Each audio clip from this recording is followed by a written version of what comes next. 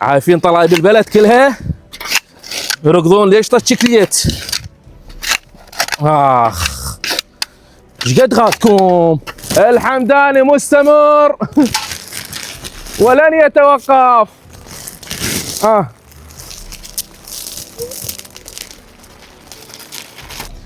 احييكم اخوان من امام مدرسة الحكمة الابتدائية، المدرسة مالتي اللي داومت بها بعد ان قررت الحكومة الغاء اجازتي الممنوحة الي وفق القانون. طشيت شكليت بذاك المقطع الفيديوي فرحا وابتهاجا بعودتي الى الدوام، لكن يبدو انه طشت شكليت غث الحكومة ايضا. ترى طشيت شكليت مو 01، طشيت شكليت يا معودين. ايش قد غاثكم، ايش قد مزعوجين من عندي. تخيلوا اخوان، عافوا مشاكل البلد، مشاكل الفصائل الوهمية اللي اشتروا بها اصوات الناخبين، عافوا مشكلة اختفاء 2 تريليون و500 مليار من صندوق وزارة العمل، ومشاكل البلد المعروفة. عافوا كل هذه المشاكل وشكلوا لجنة وزارية للتحقيق بقضية طش الشكليت. شوفوا لنا حيدر الحمداني شلون يطش شكليت. ليش؟ غثكم طش الشكليت؟ تردون اسوي عراضه هنا ارمي شكليت طشيت. غثكم طش الشكليت من العين هاي قبل العين هاي. عطني كيس بعد عندنا. يا الله جرة، يلا خل تنغث الحكومة. خلي الشكل لجان الحكومة.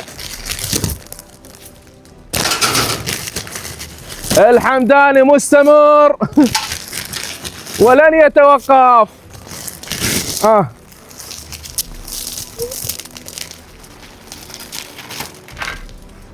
عطني كيس بعد. غثكم ازعجكم صديق كذب بالخدمة.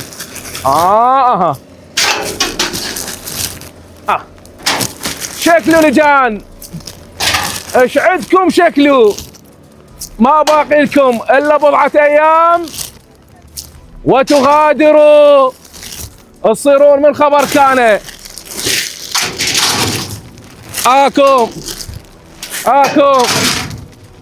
اكو بعد. اذا غثكم طشت شكليت فقررت هاي المرة ازرع شكليت بباب المدرسة. عطنا الكرك تعال، وهم شكل لجان.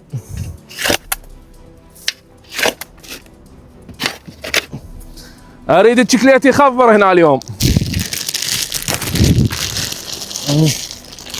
تعال طيني.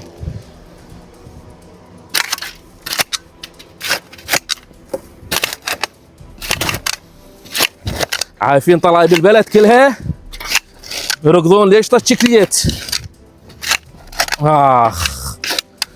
ايش قد غاثكم، ايش قد زاعجكم. طيني طيني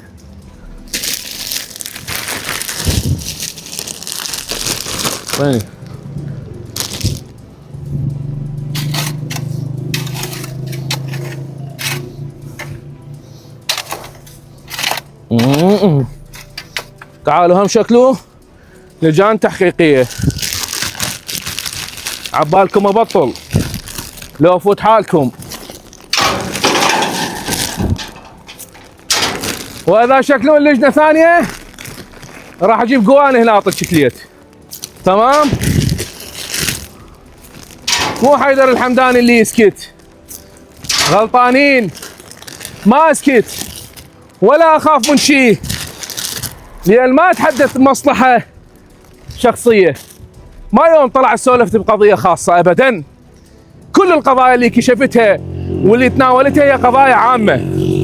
تتمنون انه اتحدث بقضية شخصية حتى تلزمونها علي، لكن هيهات انه اطلع اداعي بقضية شخصية.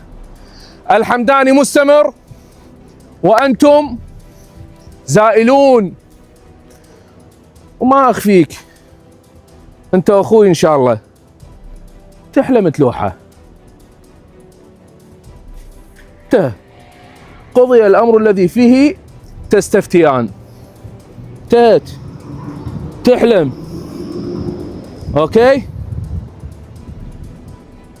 يا وديع، بلغ ربيع قل له ترى الحمداني وفقا للقانون عابركم بهواي لين اعرف شو تفكرون، مخطط لكم وسابقكم بخطوات مو خطوه واحده، لين اعرف انه شرف الخصومه غير موجود، لهذا لن اتوقف. السلام عليكم ورحمه الله وبركاته.